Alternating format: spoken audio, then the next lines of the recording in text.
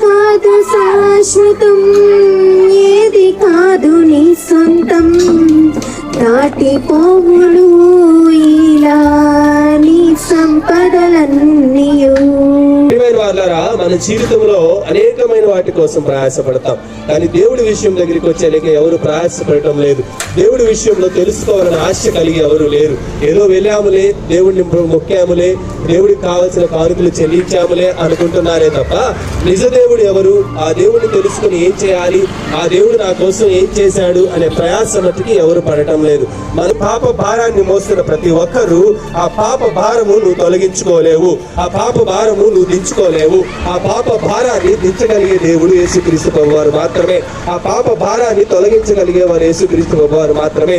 ఆ పాప భారాన్ని నీ మీద నుంచి తీసివేయాలి అనంటే నువ్వు ఆ భారాన్ని ఆయన మీద పెట్టాలి. ఆయన మీద పెట్టినంత కాలము ఆయన నిన్ను నన్ను రక్షించడు. ఎప్పుడు శాంతి కలుగు చేసి వదిలివేద్దామా దేవుణ్ణి, ఆ పాప భారాన్ని తొలగించుకొని గమ్ముగా సైలెంట్ గా ఉండిపోదామా అంటే కాదు. ఆ పాప భారం ఎప్పుడైతే తొలగిపోతుందో ఆ కృతజ్ఞత కలిగి మనం ఉండాలి. దేవుని సన్నిధికి వస్తూ దేవుడి వాక్యాన్ని తెలుసుకుంటూ ఇంకా ఆయన ఏం చేయగలడు అనే విషయాలను మనం ఎప్పుడైతే గమనిస్తామో అప్పుడు మన జీవితాలు చాలా ఆనందకరంగా ఉంటాయి.